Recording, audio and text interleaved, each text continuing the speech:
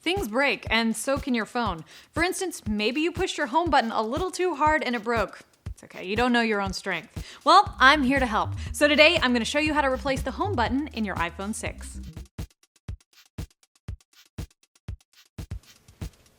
Hi, I'm Gwendolyn with iFixit, and for this repair you're going to need a pentalobe screwdriver, an iSclack, plastic opening tools, a Phillips 000 screwdriver, and tweezers. When you do your repair, be sure to follow the step-by-step guide on iFixit.com. Not only will it walk you through the complete repair, but you can also see comments and notes from other users who have followed it, which is really cool and very helpful. Please note that if you're replacing the home button, you may lose Touch ID functionality. Installing a new home button will only restore ordinary home button functions. Let's get started. Every time you do a repair, you want to make sure your device is completely turned off. And once you've done that, you can start by removing the 2 pentalobe screws at the bottom of the phone.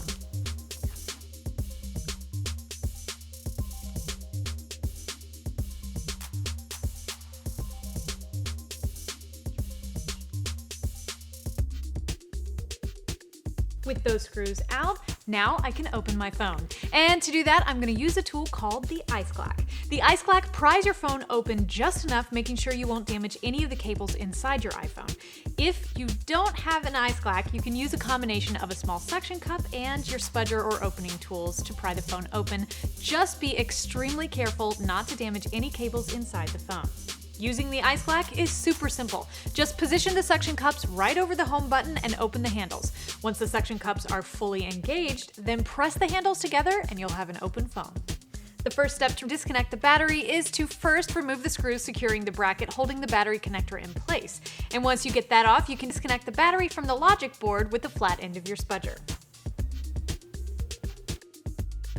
We're now going to work on removing the front panel, but keep in mind that the display assembly is still connected to the logic board. To get it completely off, we're going to need to disconnect all the cables, but first we need to remove the cable bracket, which is screwed in place by 5 Phillips screws.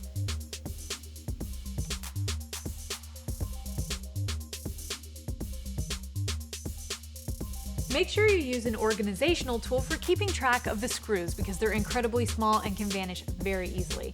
I'm using one of our magnetic mats which holds the screws in place, and I can also make notes to keep track of where the screws came from.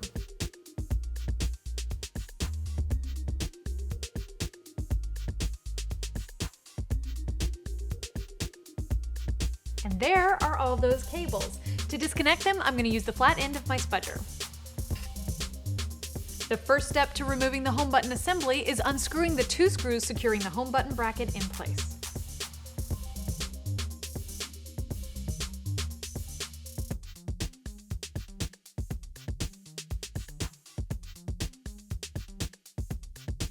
Now that we have those screws out and the bracket off, we're going to use the flat end of our spudger to disconnect the cable and peel it up from the front panel.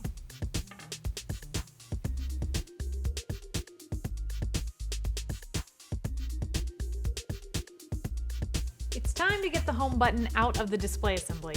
Gently push the top left corner of the home button until you see the button membrane start to separate from the display assembly. You don't want to push the entire button through for right now. We're just focusing on this corner.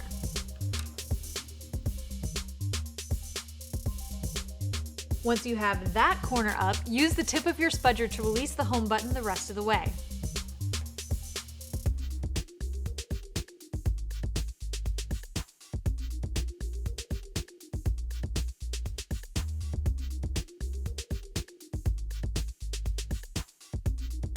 For reassembly, we recommend you follow the step-by-step guide on iFixit.com in reverse. You can find all the parts and tools you need for this and many other repairs at iFixit.com, and let us know how it goes. You can find me on Twitter at Gwendolyn Gay and follow iFixit at iFixit. Don't forget to subscribe to our YouTube channel to stay up to date on all our latest teardowns and repair videos, and give us a like on Facebook at facebook.com/iFixit.